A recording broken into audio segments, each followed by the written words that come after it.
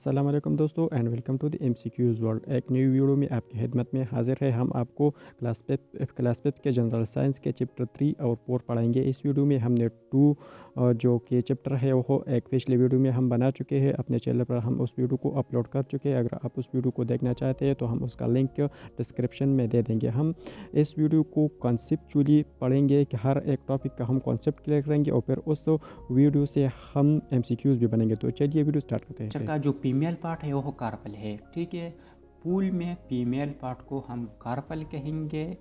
ठीक है, और मेल पार्ट को स्टेमन कहेंगे। ठीक है, अब हम पढ़ेंगे कि सीपल्स का क्या काम है। सीपल्स कहाँ पर होता है? सीपल्स आप यहाँ पर देखें, इस हिस्से को सीपल्स कहते हैं। ठीक है, इसका काम क्या है? ये प्रोटेक्ट करता है, ये फ्लावर की अंदरूनी स्ट्रक्चर को प्रोटेक्शन इसका काम है। इसका सीपल्स का काम है फूल के अंदरूनी हिस्से को हिफाजत करना है। ठीक है, पीटल का क्या काम है? पीटल क्या है? अब आप यहाँ पर देखें, फूल का जो बैरूनी हिस्सा है इसको हम पीटल कहते हैं। इसका क्या काम है? ये बहुत ही कलरफुल हिस्सा होता है फूल का, और इसका काम है कि इंसेक्ट्स को यानी कि हशरात को और बर्ड को अपनी तरफ खींचना। इसका क्या काम है? इंसेक्ट्स और बर्ड्स ये अपनी तरफ खींचता है अपनी खूबसूरती की बिना पर। और स्टेमन हमारे साथ मेल रिप्रोडक्टिव पार्ट है। ठीक है, स्टेमन हमारे साथ मेल रिप्रोडक्टिव पार्ट है। ये पार्ट इसको हम मेल रिप्रोडक्टिव पार्ट कहते हैं। ठीक है, एंतर हमारे साथ, तो इसको हम एंतर कहते हैं। ठीक है, एंतर है जो ऊपर में जो छोटा सा बक्स है एंतर, इसका क्या काम है? यहाँ पर पोलन ग्रेन बनते हैं। ठीक है, इसमें क्या बनते हैं? पोलन ग्रेन बनते हैं एंतर में। ठीक है, और एक है हमारे साथ प्लेमेंट क्या है? ये एंतर को सपोर्ट करता है, इसके सपोर्ट करता है एंतर।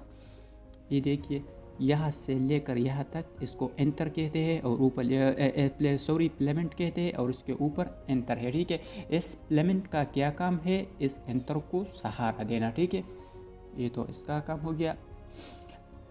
एक कार्पल है। कार्पल हमारे साथ क्या है? फीमेल रिप्रोडक्टिव पार्ट है फूल का। ठीक है, का यहाँ से पोलन ग्रेन जब यहाँ पर पहुँचती है तो इसका काम है कि वो उरी तक जाके पहुँच जाना। ये स्टिग्मा का काम है। ठीक है, एक हमारे साथ स्टाइल है। The pollen tube pass through the style, जो हमारे साथ पोलन ग्रेन है उससे पहुँचते हैं उरी। It is the one or more oil, यहाँ पर एक या एक से ज़्यादा ऑयल्स बनते हैं। ठीक है, अब हम सीड के स्ट्रक्चर के बारे में पढ़ेंगे कि सीड का स्ट्रक्चर कैसा होता है। ठीक, हमारे साथ सीड्स में कितने हिस्से होते हैं? ठीक है, जो क्लास फिफ्थ है इसमें हमारे साथ 4 हिस्सों को उन्होंने एक्सप्लेन किया है इस बुक्स में, तो हम आपको यही पढ़ाएंगे। एक होता है टेस्टा, एक मार्कोफाइल, एक कटिलीडन, एक रेडिकल।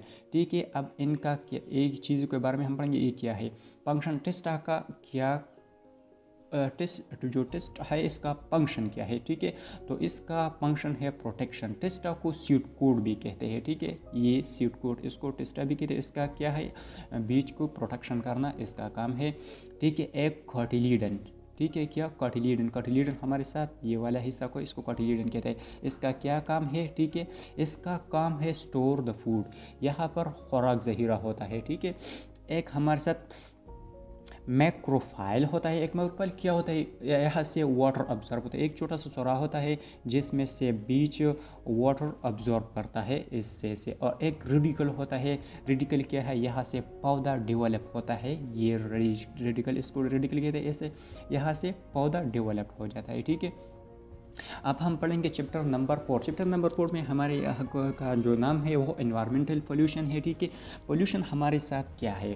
इसका definition, environment, any change in the environment which is harmful for living things is called environmental pollution. वो चेंज जो हमारे जो जानदारों के लिए नुकसान का बायस बने, इसको एनवायरमेंटल पोल्यूशन यानी कि यह पोल्यूशन कहते हैं। पोल्यूशन के कितने टाइप से? Air pollution, water pollution and land pollution. एक नॉइस पोल्यूशन भी है लेकिन उसको यहाँ पर डिस्कस नहीं किया है बुक्स में, तो हम इन तीनों के बारे में पढ़ेंगे। एयर पोल्यूशन क्या? एयर पोल्यूशन हमारे साथ जितने भी जो गाड़ी की ये धुएँ है और जो फैक्ट्रियों से जो धुएँ खर्च होते हैं, तो ये भी एयर पोल्यूशन का बायस बनता है। बर्निंग का फ्यूल, ठीक है, और फायर एटसेट्रा, ये आग जो जलते हैं, ये भी एयर पोल्यूशन के ज़िम्मे में आता है। इससे कौन सी बीमारियाँ लग जाती है, ठीक है। इस तरह भी क्वेश्चन आता है पेपर में कि अस्थमा इज काजेज बाई, इसका जो सही ऑप्शन फिर होगा एयर पोल्यूशन, ठीक है। Disease causes by air pollution, इससे कौन सी बीमारियाँ, एक asthma, skin allergy, I allergy, headache and lung cancer. Air pollution से इससे बहुत सारे बीमारी लग जाती है, लेकिन ये आपके लिए जो बुक्स में उन्होंने डिस्कस की है कि एयर पोल्यूशन से ये बीमारी लगती है, ठीक है।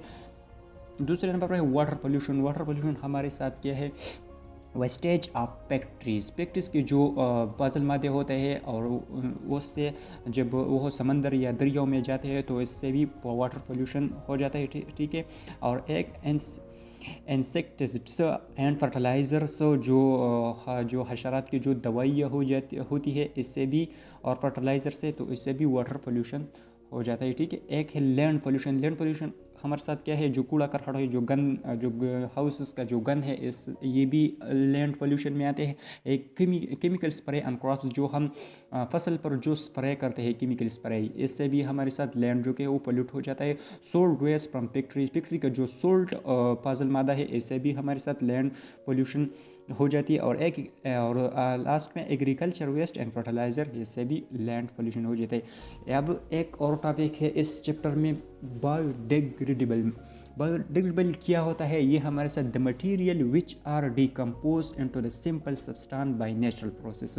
वो मटेरियल जो नेचुरली तरीके से डिकम्पोज हो जाए तो उसको हम बायोडिग्रेडेबल मटेरियल कहते हैं। जैसे कि वेजिटेबल ले, जब वेजिटेबल हम कहीं पर फेंक जाते हैं तो वो 5 दिन 6 दिन या एक हफ्ता 2 हफ्ता बाद 3 या वो खुद बहुत वहाँ पर जो कि है वो सिंपल सब्सटेंस में कन्वर्ट होकर बिल्कुल ख़त्म हो जाए, तो वो चीज़ें जो कुदरती तौर पर ख़ुद ब खुद ख़त्म हो जाता है कुछ टाइम के बाद, तो उसको बायोडिग्रेडेबल मटेरियल कैसा हो। एक इसका उलट है नॉन बायोडिग्रेडेबल मटेरियल। वो मटेरियल जब नेचुरली तरीक़े से वो ख़त्म नहीं होती। मतलब प्लास्टिक ले ले, प्लास्टिक जितनी टाइम कहीं पर फेंगे तो वो प्लास्टिक रहेगा, बिल्कुल ख़त्म नहीं होगा, ठीक है। आयरन ब्रेक एक्सेट्रा, ये नॉन बायोडिग्रेडेबल मटेरियल।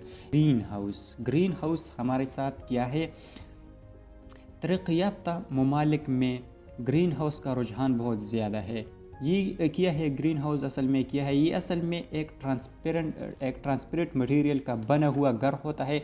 इसमें लोग फूल और सब्ज़ी उगाते हैं, ठीक है। आप ये सोच होंगे कि इसकी का क्या ज़रूरत है, सब्ज़ी ऐसे भी उगाई जाती है, फिर इसका क्या ज़रूरत है, ठीक है।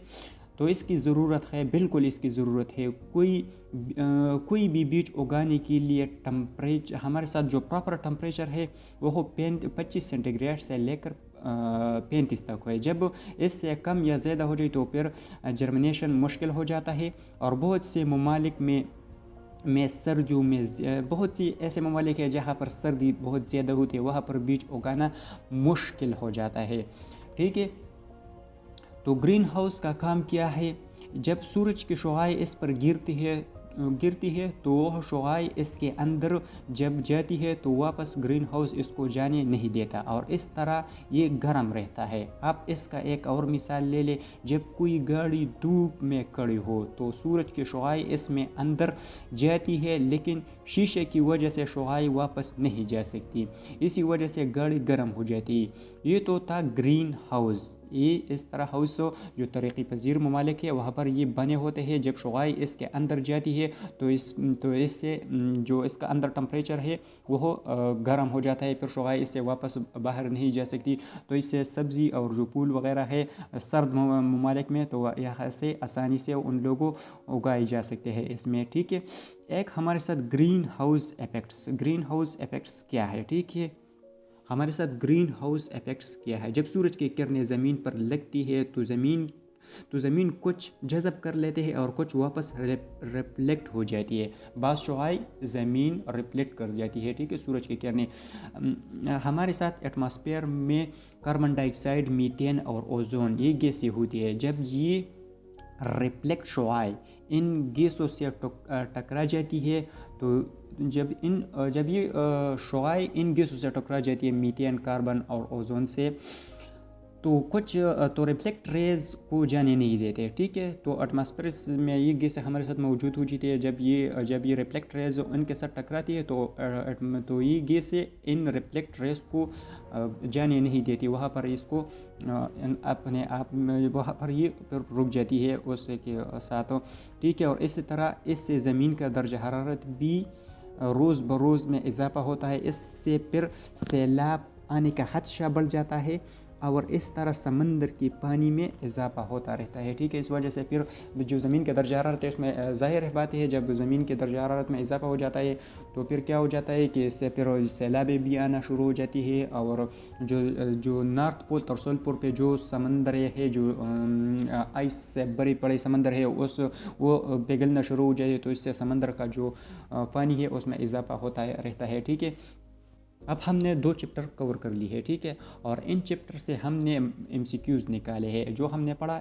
इनमें अगर आपने सही तरीके से पढ़ा है तो आप इन MCQs की जवाब फट से देंगे, ठीक है। कहते हैं कि which one male reproductive part, हमारे साथ मेल रिप्रोडक्टिव पार्ट क्या है, बिल्कुल आपने पहले पढ़ा है, स्टेमन है, ठीक है। क्वेश्चन नंबर 2 कर लेते हैं, which female reproductive part, female reproductive हमारे साथ क्या है, तो आपने पढ़ा है, बिल्कुल आप समझ गए, यही है कार्पल, ठीक है। आप क्वेश्चन नंबर 3 कर लेते हैं कि which part attract insect and bird toward the flower, ठीक है। वो कौन सा पार्ट है जो इंसेक्ट्स और बर्ड को अपनी तरफ खींचता है, हमने पढ़ लिया है, बिल्कुल यही है पीटल्स, ठीक है, बिल्कुल बहुत अच्छे। आप क्वेश्चन नंबर 4 कहते हैं which part protect the internal structure, ठीक है। कौन सा जो पार्ट है जो इंटरनल स्ट्रक्चर को सहारा देते हैं, बिल्कुल आपने पहले पढ़ा है, यही है, बिल्कुल, very good, sepals, okay. Question number 5 कहते हैं कि seed coat is called, seed coat को का एक दूसरा नाम भी है, बिल्कुल आपने पढ़ा है, मैंने पहले पढ़ा है, कौन सा है, testa, okay, radicle, very good. Seed develop from, seed कहाँ से डेवलप होता है, आपको पता है, बिल्कुल रेडी का सॉरी ओवरी से, ठीक है। सीड कहाँ से, ओवरी से डेवलप होता है, ठीक है। कहाँ बताइए क्वेश्चन नंबर में सी ऑप्शन, ठीक है, ठीक है। Question number 7 seed observe water from, seed जो पानी है वो कहाँ से ऑब्जर्व करता है, ठीक है, बिल्कुल ऑप्शन नंबर सी माइक्रोफाइल से, ठीक है। अब करते हैं question number 8 types of pollution, pollution के कितने अक़साम है, बिल्कुल सही 3, सी ऑप्शन इज राइट, ठीक है। एक question number 9 asthma and lung cancer caused by, asthma और लंग कैंसर किस पोल्यूशन से काज होता है, बिल्कुल अच्छे, नंबर ए एयर पोल्यूशन से काज होता है, ठीक है। Question number 10 which is are green house gas, green house gas हमारे साथ क्या है, मीथेन, कार्बन डाइऑक्साइड, ये कार्बन डाइऑक्साइड है, सॉरी गलती से कार्बन डाइऑक्साइड लिखा है, ये कार्बन डाइऑक्साइड है, ओजोन, तो ये हमारे साथ ग्रीन हाउस गैस, ये तीनों है, ठीक है, आपने अभी भी पढ़ा है, अलबत्ता अबव है, ठीक है। एक हमारे साथ question number 11 which one is are biodegradable material, कौन से है, ठीक है, पेपर, लीफ, मीट, एप्पल, सब है, बिल्कुल ये सब है।